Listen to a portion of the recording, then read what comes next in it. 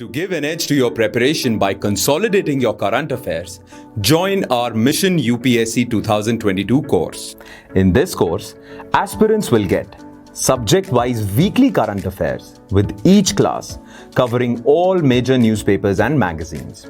Plus, students will get practice questions for prelims as well as mains. The subjects are segregated to give structure to your preparation. So on Mondays, you'll be getting science and technology related current affairs. On Tuesdays, you'll be getting economy related current affairs. On Wednesday, you'll get international relations and security. Thursday would be geography and environment. Friday would be polity and governance. And on Saturdays, you'll be getting social issues related current affairs. This course also includes subject-specific consolidated PDFs with every lecture. Also, you'll be getting full-length fortnightly test series for prelims as well as mains. The mains test series also includes regular answer evaluation by expert faculty. You'll also be getting regularly weekly live mentorship sessions in which you'll interact with our expert faculty. Give an edge to your preparation by joining this course. Hello everyone, welcome to Chetan Bhat learning. Her Wednesday की तरह आज हम करेंगे IR related current affairs और 18 नवंबर से 24 नवंबर के बीच की जो मेन खबरें रही हैं उनको कवर करते हैं। अगेन कुछ टॉपिक्स आप देखेंगे जो हम अभी तक कवर कर चुके हैं, बहुत सारे कार्ड्सा, UN peace keeping, interpole.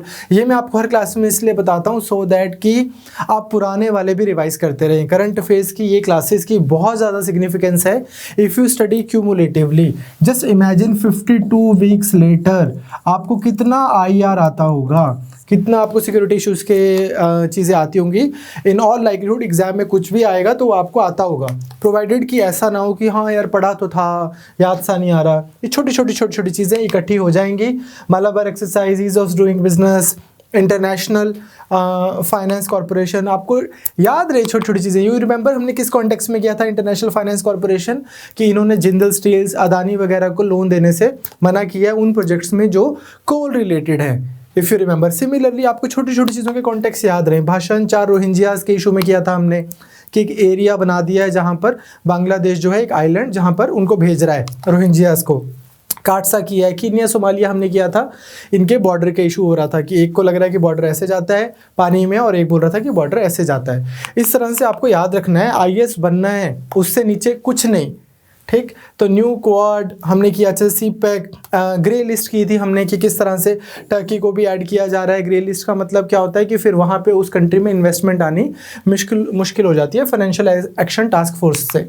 And then one sun one world one grid, ये कितना इंपॉर्टेंट इशू है, इसके ऊपर तो आपको इन ऑल लाइकलीहुड GS2 में क्वेश्चन आएगा, सब्जेक्टिव भी, ऑकस एंड ऑल दैट। तो करतारपुर कॉरिडोर और एपेक हमने लास्ट क्लास में किया था। आज हम देखेंगे कि जो आसियान की मीट हुई है, जो एक वर्चुअल समिट चल रही है, ब्रूनेई के पास अदरवाइज हेड सीट है, उससे रिलेटेड चाइना के कुछ एक दो बातें, और उसके बाद साउथ चाइना सी में ही फिलीपींस रिलेटेड एक दो इशू है, और एक इंडियन एक्सप्रेस में इसका जिक्र था तो हमें हल्का सा इसको देख लेंगे। चलो, सबसे पहले आपने द हिंदू में देखा होगा कि Xi Jinping says that China will not seek dominance over Southeast Asia. Now, पहली चीज़ तो ये कि ये कहाँ पे बोला, क्यों बोला, क्या चल रहा है। तो चाइना ने आसियान नेशंस को बहुत ज़्यादा लोन देने का डिसाइड किया। चाइना वैसे ही, अगर आपने एनडीटीवी की वो फॉलो की हो रिपोर्ट, तो China has become the richest nation in the world. तो उन्होंने बोला है कि USD 1.5 बिलियन इन्होंने अनाउंस किया है जो हम डेवलपमेंट असिस्टेंस के लिए देंगे आसियान नेशंस को। तो एग्जाम के पॉइंट ऑफ व्यू से एक तो हमें पता हो कि आसियान नेशंस क्या हैं, क्यों बने हैं, पहली चीज़, फिर उनका चाइना का और उनका रिलेशन, और दूसरी चीज़ इंडिया का और आसियान का रिलेशन, और चाइना और आसियान की बढ़ती हुई प्रॉक्सिमिटी से इंडिया के ऊपर क्या रिपरकशंस हैं। अभी अपने आप में एक बहुत बड़ा टॉपिक है जो मैं आपको जब स्टैटिक आईआर की क्लासेस, कॉम्प्रिहेंसिव कोर्स जो हमारा चलता है उसमें करवाऊंगा तो बहुत डिटेल में करेंगे। उसके बाहर आई डोंट थिंक कि आपको कुछ ज़्यादा करने की जरूरत पड़ेगी। अब हुआ क्या है कि चाइना एक चीज़ है, एक थोड़ा सा अगर हम मैप देखें तो सबसे पहले तो you should know that China is not part of ASEAN. बहुत जो न्यू कमर है, नए नए बच्चे होते हैं, उनको यही कन्फ्यूजन रहती है। तो चाइना पार्ट ऑफ आसियान नहीं है, इनफैक्ट चाइना को ही काउंटर किया जाता है आसियान के through. All these nations, Myanmar, Laos, Thailand, Vietnam, Cambodia, Philippines, Brunei, Malaysia, Singapore and Indonesia, these are the members of ASEAN nations. ASEAN एक बहुत ज़बरदस्त ऑर्गेनाइजेशन है। सबसे पहली चीज़, इसके कुछ खूबियाँ हैं जो बहुत सारी और ऑर्गेनाइजेशंस में नहीं है। For example, unlike EU, unlike other such organisations, ये क्या करते हैं, ये एशियन वे से मतलब देर तक चलती हैं। मतलब ये एक दूसरी कंट्री को कुछ बहुत स्ट्रिक्ट नॉर्म्स फोर्स नहीं करती हैं। आप अपने तरीके से ही इनके कॉपरेशन और कर सकते हैं, आप इनके साथ में आप अपने तरीके से ही कनेक्शन बिल्ड कर सकते हैं, अपने तरीके से आप कॉमर्स कर सकते हैं। तो एक तो ये बहुत ऑल एक्सेप्टिंग है, वेरी नॉन डिक्टेटोरियल है। दूसरा, one of the most important achievements of ASEAN is that they have kept this area nuclear free zone. If you look at it, कोई न्यूक्लियर बॉम्ब नेशन नहीं है, कोई threat नहीं है। Of course इधर north Korea का है, but इधर ऐसा कुछ नहीं है। इकोनॉमिकली बहुत सक्सेसफुल ऑर्गेनाइजेशन है। रेगुलर मीटिंग्स होती हैं इनकी, रेगुलर समिट्स होती हैं, जो ये अपने टारगेट सेट करते हैं। लेट्स से आसियान ने टारगेट सेट किया कि अगले 15 साल में हम ये 15 एग्रीमेंट्स कर लेंगे और इतना ट्रेड बढ़ा लेंगे। नॉर्मली जो इन्होंने टारगेट सेट किया होता है उसको मीट कर लेते हैं, sometimes well in advance of their actual deadline. तो डेडलाइन से भी पहले ही कई बार ये टारगेट अचीव करते हैं। तो उस सेंस में अगर आप देखो तो काफ़ी प्रोएक्टिव, बहुत वेल कोहेसिव ऑर्गेनाइजेशन है। लेकिन इसमें भी क्या हो रहा है, चाइना की वजह से इंक्रीजिंगली इसके अपने इश्यूज़ हैं। तो चाइना की वजह से अब धीरे धीरे इसके अंदर भी फैक्शंस आ रही हैं। For example, countries like Laos वगैरह जो है या कंबोडिया हैं, थोड़ा सा चाइना की तरफ टिल्ट हो रही हैं। ठीक, फिलीपींस की चाइना की तरफ पहले बहुत टिल्ट हो रहा था, फिलीपींस की आजकल प्रॉब्लम चल रही है चाइना से। एंड देन कुछ कंट्रीज़ अनडिसाइडेड हैं, थाईलैंड में इंटरनल प्रॉब्लम्स चल रही हैं। तो एनीवेज, मतलब पहला आपको थोड़ा सा ज्योग्राफी का समझ आया होगा कि है क्या आसियान। तो association of south east Asian nations, regional organization है। इनका मोटो क्या है, one vision, one identity and one community. और इंडोनेशिया जकार्ता में इनकी सेक्रेटेरिएट है। कॉन्टेक्स्ट आपको समझ आ गया कि जी ने रिमार्क्स दिया है कि हम क्या करेंगे, हम अपने, अगर हम इनको बहुत लोन दे रहे हैं या हम बहुत एक्टिव हो रहे हैं इस एरिया में, doesn't mean that we are going to use our power of dominance in such a way that may harm others। वो बोलते हैं कि हम सबको साथ लेके चलना चाहते हैं, बट लाइक हा। ठीक, तो चाइना जो है वो बोलते हैं कि वो अपने साइज़ का, अपनी इकोनॉमिक माइट का कोई फ़ायदा नहीं उठाएगा। पर ये सब हमारे काम का नहीं है। हमारे काम का ये है कि ये आसियान है क्या। ठीक, बिल्कुल बेसिक क्वेश्चन के लिए हमें इनके मैप्स वगैरह पता होने चाहिए। इंडिया और आसियान एक बहुत बड़ा टॉपिक है जो मैं आपको स्टैटिक में कराऊंगा, but you should know that India के भी आसियान के साथ में अच्छे रिलेशंस रहे हैं। इनफैक्ट इंडिया की लुक ईस्ट पॉलिसी या एक्ट इट्स ईस्ट पॉलिसी को, if you look here, India के ये सब ईस्टर्न नेबर्स हैं, इसको काफ़ी सक्सेसफुल पॉलिसी माना गया है।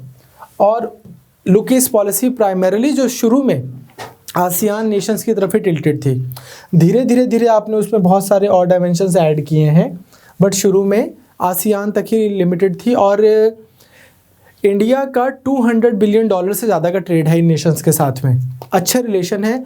और एक समिट होती है ना आसियान की, उसके साथ में और कुछ एक दिन छोड़ के, एक दिन पहले एक दिन बाद में और बहुत सारे इनके इनिशिएटिव्स की समिट होती है। For example east Asia summit, for example ASEAN या ARF, ASEAN regional forum and so on. India ASEAN के ऑलमोस्ट सभी इनिशिएटिव्स का मेंबर है। तो India also has good relations with them. So you need to realise इतना सा कि ASEAN की सिग्निफिकेंस क्या है, इंडिया के साथ में कैसे रिलेशंस हैं, चाइना क्या कर रहा है, इंक्रीजिंगली इधर रिलेशन अपने बेटर कर रहा है। बनी कब थी आसियान, 1967 में। ये आपको याद रखना है कि बैंकॉक डिक्लेरेशन के साथ में इसको बनाया गया था। और स्टार्टिंग में नेशंस कौन से थे, Indonesia, Malaysia, Philippines, Singapore and Thailand. और इनके मेंबर्स आपको याद कर लेने हैं। There is no harm, normally UPSC में इस तरह से आपको इतना फैक्चुअल याद करने की ज़रूरत नहीं है, पर जस्ट इन केस अगर वो सिंपल सा क्वेश्चन पूछें तो आपको आना चाहिए।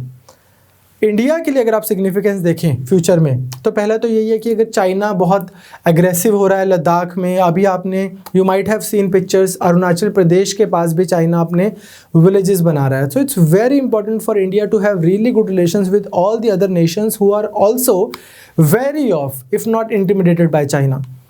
बाकी नेशंस में भी ऐसा ही हो रहा है कि चाइना जो है उनके एरियाज़ में असर्टिव हो रहा है, एग्रेसिव हो रहा है।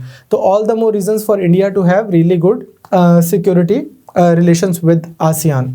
सेकंड क्या है, ये एक अदरवाइज आपको पॉलिसी करवाएंगे, मोदी जी ने इसके बारे में बात भी की थी, security and growth of for all in the region. Sagar vision जो इंडिया का है, फ्री नेविगेशन हो, इंडो पैसिफिक में सबकी सिक्योरिटी हो, सब अपना open and free transit and routes हों, तो वे उससे रिलेटेड जो है इंडिया का आसियान के साथ में सिग्निफिकेंस बहुत रिलेशन अच्छे होने बहुत ज़रूरी है। Why? Because if you look at this map, ये वो एरिया है जहाँ से जो ये वाला जो एरिया है सारा, ये वो है जहाँ से ट्रिलियंस ऑफ डॉलर्स के ट्रेड होते हैं, ये इधर मलक्कन पेनिनसुला एंड ऑल दैट। तो अगर इस एरिया में आपके अच्छे रिलेशंस हैं तो आपकी इकोनॉमिक माइट के लिए भी बहुत अच्छा है। इस एरिया से ट्रिलियंस ऑफ डॉलर का ट्रेड निकलता है हर साल। Now third is again supply chain के लिए, लाइक आई सेड कि पोस्ट कोविड सिचुएशन में सप्लाई चेन के लिए इंपॉर्टेंट है। And last but not the least कि हमारा उनके साथ में जो ट्रेड भी बहुत ज़्यादा है। तो all these reasons make ASEAN very important for India. आपको बेसिक सा कॉन्टेक्स्ट भी समझ आ गया होगा कि चाइना जो है अब वहाँ पर मनी भी बहुत थ्रो कर रहा है और फोर्स भी थ्रो कर रहा है। Second, Philippines redeploys boat to shoals after Chinese blockade. कुछ एरिया है साउथ चाइना सी में। साउथ चाइना सी क्या है? ताइवान के नीचे, इंडोनेशिया के ऊपर, वियतनाम के ईस्ट में और फिलीपींस के वेस्ट में, मोटा मोटा ये वाला जो सी है इसको हम बोल रहे हैं साउथ चाइना सी। बहुत रिसोर्स रिच सी है। मैं आपको इसका मैप भी दिखा देता हूँ, ये वाला, ठीक। तो ये ताइवान से नीचे और ये इंडोनेशिया के ऊपर और इधर वियतनाम के इधर, फिलीपींस के इधर, ये वाला जो एरिया है ये जो है ये बहुत रिसोर्स रिच है, स्ट्रेटेजिकली बहुत इंपॉर्टेंट है, जोग्राफिकली बहुत इंपॉर्टेंट है। और like I have just mentioned, यहाँ से ट्रिलियंस ऑफ डॉलर्स का ट्रेड निकलता है। सबकी नज़रें हैं इस एरिया के ऊपर। यूएसए भी यहाँ पर बहुत एक्टिव है, इंडिया भी बहुत एक्टिव है, बाकी सारी कंट्रीज़ को भी लगता है कि यार इस एरिया के ऊपर फ्री एंड ओपन नेविगेशन होनी चाहिए। अब यहाँ पर क्या है कि चाइना इधर उसने ऐसे 9 डैश लगाए और बोला कि ये सारा एरिया जो है हिस्टोरिकल ग्राउंड्स पे हमारा है, पहले ये हमारा होता था तो ये हमारा है। लेकिन जो बाकी नेशंस हैं, फॉर एग्जांपल फिलीपींस, उन्होंने अपना एक्सटेंडेड इकोनॉमिक जोन दिया हुआ है, ब्रूनी ने अपना दिया हुआ है, इंडोनेशिया ने अपना, मलेशिया ने अपना, वियतनाम ने अपना। वो सब बोल रहे हैं कि यार ये जो है पूरा का पूरा जो सी है आप इसको अपने बैक वाटर लेक की तरह नहीं ट्रीट कर सकते हो, चाइना को बोलते हैं। बाकी सब के एरियाज़ हैं, उनके बॉर्डर्स के 200 नॉटिकल माइल्स तक हैं, तो उनकी आपको रिस्पेक्ट करनी है। तो यहाँ पर क्या है कि सब नेशंस ने आपस में इनकी प्रॉब्लम्स चल रही हैं। Vietnam, Brunei, Malaysia, Taiwan, Philippines, all these nations they are इनके लाइक हॉर्न लॉकिंग हुई है विद चाइना। अब होता क्या है, यहाँ पे कुछ ना कुछ होता रहता है। यूएसए क्यों पार्टी टू दिस है? बिकॉज यूएसए के भी यहाँ पे छोटे मोटे आइलैंड्स, और यूएसए वैसे भी इसे बोलता है कि फ्री एंड ओपन नेविगेशन होनी चाहिए। इंडिया क्यों इंटरेस्टेड है यहाँ पर? इंडिया के इधर वियतनाम के साथ में प्रोजेक्ट्स चलते हैं, ONGC विदिशा के अंडर यहाँ पे प्रोजेक्ट्स चलते हैं, यहाँ पे हाइड्रोकार्बन्स हैं, प्लस अदरवाइज भी India also believes in UNCLOS, United Nation Convention on laws of seas, जो कि बोलता है कि कुछ इसके प्रिंसिपल्स हैं कि उन प्रिंसिपल्स के हिसाब से, एक कायदे कानून, एक लॉ के हिसाब से हम मैनेज करेंगे ऐसे ओपन वाटर्स को, ना कि हाँ अरे एक सेंचुरी में हमारे राजा होते थे, उन सब का ये एरिया होता था इसलिए सारा एरिया हमारा हो गया। अभी क्या हुआ है कि कुछ एरिया है, एक पोस्ट है सेकंड थॉमस शोल के नाम से एक जगह है, जहाँ पर फिलीपींस World War II से उनका थोड़ा कंट्रोल था और चाइना ने अभी रिसेंटली उसको ब्लॉक कर दिया था। Again US intervention was required. यहाँ पर कुछ लोग बोलते हैं कि this area is going to be the new Germany. New Germany का मतलब क्या है? जैसे वर्ल्ड वॉर जर्मनी में हुई हैं, तो बोलते हैं कि शायद प्रॉब्ली यहाँ पर बहुत ज़्यादा प्रॉब्लम होने के चांसेस हैं आने वाले समय में। काफ़ी ज़्यादा हीटेड सिचुएशन है इधर। तो अभी फिलीपींस ने दोबारा वहाँ पर अपने जो उनकी जो एरिया है उनका, जब चाइना ने ब्लॉक कर दिया था, वहाँ पर दोबारा फिलीपींस अब रीडिप्लॉय करेगा अपनी बोट्स उस एरिया में। तो सेकंड थॉमस शोल्स कहाँ है ये सब आपको इतना प्राइमरीली पता होने की ज़रूरत नहीं है, पर मेन चीज़ें जो आपको ज्योग्राफी वाले सर्वे करवाएंगे कि पैरासेल आइलैंड कहाँ है, स्कारबोरो कहाँ है, ये सब चीज़ें आपको अच्छे से आनी चाहिए, ठीक। तो last but not the least, Istanbul convention है क्या कि वुमेन के अगेंस्ट पूरी दुनिया में बहुत ज़्यादा वायलेंस होता है, पूरी दुनिया में बहुत ज़्यादा एक जिसको बोलते हैं ना कि वर्ल्ड्स बिगेस्ट माइनॉरिटी, उस सेंस में उनके साथ में मार्जिनलाइजेशन होती है. There are so many things like violence at work place, domestic violence, sexual assault, female genital mutilation जो होती है, जेनिटल म्यूटिलेशन, जो स्पेशली आपने सुना होगा अफ्रीकन नेशंस में कुछ ऐसी ऑर्गेनाइजेशंस हैं, टेररिस्ट ऑर्गेनाइजेशंस जो इस तरह से मास लेवल पर फीमेल जेनिटल म्यूटिलेशन करती हैं. एंड देन ऑफ कोर्स उसके बाद में ऑनर बेस्ड किलिंग, वो तो हमारी कंट्री में भी बहुत होती है. कास्ट बेस्ड, अगर इंटर कास्ट मैरिज हो जाए या इंटर रिलीजन मैरिज हो जाए तो ऑनर बेस्ड किलिंग्स हो जाती हैं and all that. Forced marriage को तो इंडिया में कोई चीज़ ही नहीं मानते अनफॉर्चुनेटली, कि अल्लाह ये तो होनी होती है. तो इस तरह से अगर आप देखेंगे तो force marriage, honour based violence, female genital mutilation, sexual assault, rape, violence, ये सब चीज़ें जो हैं these are the form of violence that only women are subjected to. कुछ चीज़ें ऐसी हैं, अब वो तो पूरी दुनिया में सबके लिए हो रही हैं. तो इन चीज़ों के लिए कुछ कन्वेंशंस हों, देश आपस में कहीं पे जुड़े हुए हों, उनकी आपस में एक सहमति हो कि yes we want to address this issue and we are going to bring legislations in our respective countries based on whatever we decide in this convention. उस कन्वेंशन को हम क्या बोल रहे हैं? Council of Europe convention on preventing and combating violence against women and domestic violence, Istanbul convention. इतनी unfortunate एक बात है, आप देखें कि जब निर्भया केस हुआ था, जब दिल्ली में रेप हुआ था बहुत साल पहले, और पूरी कंट्री की कॉन्शियसनेस को जिसने हिला के रख दिया था, तो उसके बाद में एक कमेटी बैठी थी जिसने इसके ऊपर कि रेप से रिलेटेड क्या लॉज होने चाहिए, कि क्या सिचुएशन होनी चाहिए कंट्री में, और रेप से रिलेटेड ही फिर उसके बाद में फर्दर क्या सज़ा होनी चाहिए, रेयरेस्ट ऑफ रेयर रेप के बारे की डेफिनेशन एंड ऑल दैट, उस सब पे बात होनी थी.